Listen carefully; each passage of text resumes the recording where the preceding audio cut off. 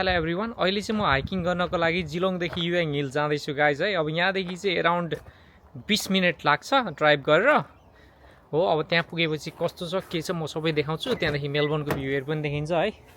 अब म यहाँ मेरो यो ब्याग छ, ब्याग चाहिँ अब गाडीमा राख्छु। पानी सानी बोकेर हिँडेको छु गाइज है, त्यही नै हो, हेर्दै गर्नु होला। ल अहिले चाहिँ म अब यहाँ युएङ आइसकेको छु होइन। अब पछाडि चाहिँ कस्तो देखिन्छ म देखाउँछु है त। यहाँ अगाडि अब यहाँ पार्किङमा गाडी राखेको छु। यहाँ ठुल्ठुलो ढुङ्गाहरू छ है। वेदर पनि दामी छ, घाम लागेको छ है, यस्तो चिसोमा बवाल छ। लास्ट कर्मी पनि भएको छ। अब हल्का पानी पिउँ अनि चाहिँ अब वाकिङ गर्नुपर्छ गाइस। सिट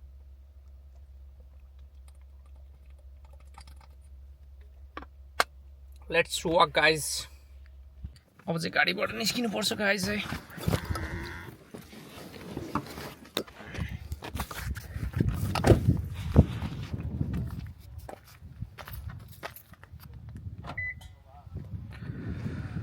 यहाँ पार्किङ छ, यतातिर अब हिँड्ने बाटो गयो गाडी। अब यहाँ वाकिङ ट्रेल हेरौँ है त। यहाँ देखाइरहेको छ एउटा कतिको छ, बिग रक 1.3 किलोमिटर छ, द स्याडल 2.5 किलोमिटर छ है गाइस। अब उता पनि हेरौँ न, उता पनि छ एउटा वाकिङ ट्रेल, हेरौँ कति टाइमको छ है त। अब यो अर्कोपट्टिको वाकिङ ट्रेल हेरौँ है त गाइस। यसलाई चाहिँ फ्लिन्डर पिक वाक भन्दो रहेछ। 3.5 किलोमिटर रहेछ, 1 आवर रिटर्न रहेछ है त गाइस। अब त्यसको लागि चाहिँ यता भइहाल्यो, यो साइड यतातिर। अब यो अर्को पनि छ वाकिङ ट्रेल, यो साइड हेरौँ है त। दुईवटा उता गइहाल्यो, यो एउटा 3टा भयो। अब यो चाहिँ अर्को 4वटा। अब यसमा चाहिँ के भन्छ भन्दाखेरि इस्ट वेस्ट वाक अरे। यो चाहिँ इस्ट वेस्ट रहेछ। यसको चाहिँ 4.5 किलोमिटर छ, 1.5 आवर्स रिटर्न रहेछ है। Rough track, many obstacle, short steep hills रहेछ है। ल म चाहिँ यो फ्लिन्डर्स पिक वाकमा जाने भयो, किनभने यो पिक छ होइन, पिकसम्म जाऊँ न है। अब यसको इन्फर्मेसन चाहिँ यहाँ दिएको छ गाइस है। Flinders Peak walk 1.5 kilometre in length रहेछ, 1 आवर रिटर्न रहेछ है त गाइस। ल अब यस्तो छ हिँड्ने बाटो है त गाइस। Let's go. अब गाउँघरमा जन्मेको मान्छेलाई होइन, यो त साधारण हो क्या 1 घन्टा हिँड्न त है। यस्तो ढुङ्गा छ, पछाडि भ्यू छ, पछाडि चाहिँ जिलोङ देखिन्छ। यहाँ पछाडि जिलोङ छ यतातिर, अनि पछाडि बिच छ, समुद्र छ है। अब हिँड्ने ठाउँ चाहिँ यस्तो छ, खासै त्यस्तो अप्ठ्यारो छैन, सजिलो छ हिँड्ने ठाउँ पनि। अब यो पिक भनेर गइदिउँ न त, पिक कस्तो हुँदो रहेछ भनेर अब होइन। अब यहाँ के लेखाएको छ भन्दाखेरि हामी त पिक जाने है। यहाँ चाहिँ इस्ट वेस्ट वाक अरे, सर्किट 4.5 किलोमिटर रहेछ, 1.5 आवर्स रिटर्न। यो चाहिँ खासै अब रफ त रफ रहेछ, तर हामी पिक जाने हो है। ल हामी चाहिँ यतातिर फ्लिन्डर्स पिक जाने हो गाइस। अब यहाँ एउटा कुनाबाट चाहिँ यहाँ हल्का भ्यू देखिने रहेछ, हेरौँ है त के देखिन्छ यहाँबाट चाहिँ भ्यू।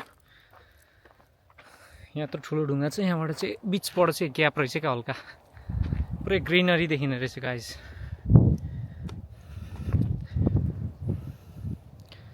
तल पुरै ग्रिनरी नै ग्रिनरी, रुख छ है। बवाल हावा पनि चलिरहेको छ, मस्त छ, दामी छ वेदर त, नो कम्प्लेन।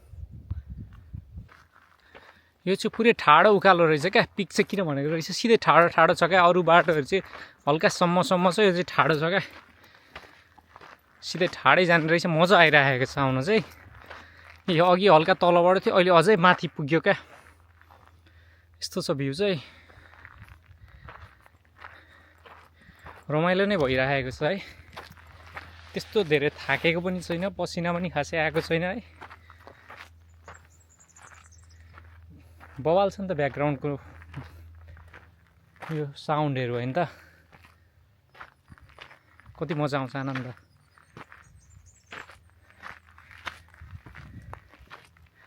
अब अहिले यो चाहिँ म मेलबर्न साइडमा आइपुगेँ। यो मेलबर्न साइड देखिने डाँडामा आइपुगेको छु, तर खासै हुसो लागेको छ। मेलबर्नको भ्यू चाहिँ खासै देखिन्न, पुरै हुसो लागिरहेछ,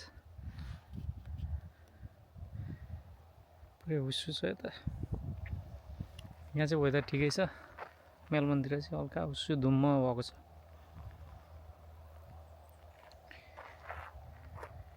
यहाँको विशेषता भनेको चाहिँ ढुङ्गै ढुङ्गा हेर्नुहोस् त पुरै पहाडको चट्टान फुटाएर यो वाक ट्रेल बनाए जस्तो छ है सब ढुङ्गै ढुङ्गा छ ढुङ्गै ढुङ्गा त्यही पनि अब यहाँ हिँड्ने ठाउँ त यसरी बनाइदिएको छ नि त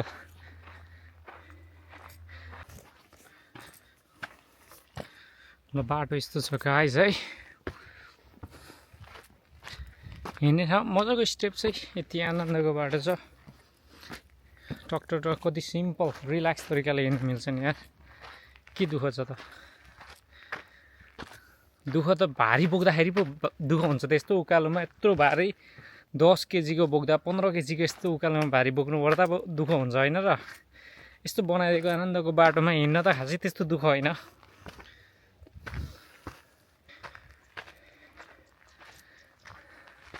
पुरै यहाँ टुटाहरू पुरै लडेको रहेछ फेरि यो साइडमा पुरै खाली छ यार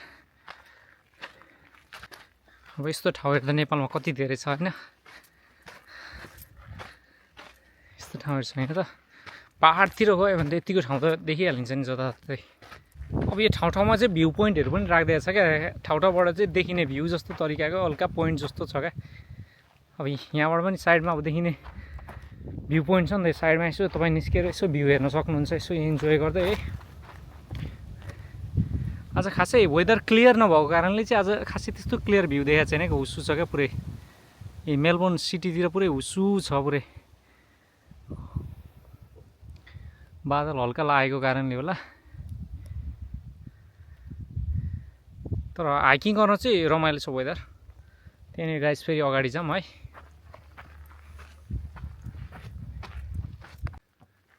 अब यो चाहिँ हल्का ठाडो रहेछ गाइस पुरै ठाडो छ यो चाहिँ उकालो हल्का ठाडो रहेछ पुरै रक्सै रक्स छ पुरै अब यहाँ साइडमा चाहिँ चोरी जस्तो पनि रहेछ अब यहाँ 3-4 मिनट जसो बस्छु एकछिन पानी सानी पिउने रिल्याक्स गर्ने अनि फेरि माथि जाने है त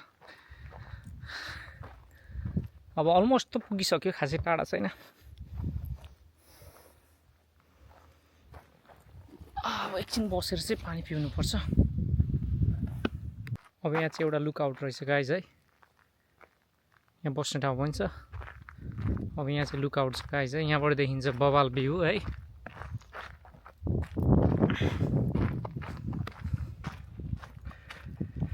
सही भ्यू छ है टाढा अरू हाइकिङ गर्ने ठाउँ चाहिँ त्यता पनि छ गाइज है look at this view guys beautiful अब अलमोस्ट पुग्न लागेको छु है तर कहिलेकाहीँ सोलो हाइकिङ गर्न पनि मजा आउँछ क्या हल्ला हुँदैन डिस्कसन हुँदैन पुरै प्योर पिस हुन्छ क्या अब साथीभाइ हुँदाखेरि डिस्कसन हुन्छ यो हुन्छ त पनि रमाइलो हुन्छ एक काइन्डले तर यो सोलो हाइकिङ पनि एक प्रकारले एकदम रमाइलो हुन्छ क्या गाइज है हेर्नुहोस् न आफ्नै धुनमा हिँडिएको छु पिस मोमेन्ट छ अब अर्को रमाइलो भनेको चाहिँ बिचबिच ठाउँ ठाउँमा बस्ने ठाउँहरू पनि छ होइन अनि अब बिचबिचमा लुकआउट पनि छ त्यहाँदेखि भ्यू हेर्दै रमाइलो गर्दै इन्जोय गर्दै पनि चढ्न सकिन्छ तपाईँलाई स्ट्रेट अब माथि जानु परेन अब बाटोमा भोक लाग्यो खाजासाजा खाने पर्ने पानी बोक्ने पानी पिउने है लाइक आई थिङ्क अब अलमोस्ट आइपुग्न लागे जस्तो फिल भइरहेको छ है सायद आई गेस पछाडि हेर्दा त्यस्तै फिल भइरहेको छ त्यो टावर देखिरहेको छ सायद त्यही नै हुनसक्छ इन पोइन्ट है हेर्दै जाऊँ अब हेर्दाखेरि नै यो हाई पिकमा छ जस्तो देखिरहेको छ यहाँदेखि तल ओह्रालो जस्तो देखिन्छ है यहाँ बस्ने ठाउँ पनि छ माथि टावर जस्तो छ क्या माथि यही नै हुनसक्छ हाई पोइन्ट सायद यही नै होला आजको हाम्रो चाहिँ यो हाइक गर्नेको आजको इन पोइन्ट चाहिँ टप यही नै हो जस्तो फिल भइरहेको छ है लेट अस सी जाउँ न त माथि टपबाट चाहिँ कस्तो देखिन्छ है आम्मामा कस्तो हावा चलेको यार यो माथि त आम्मामा सही छैन त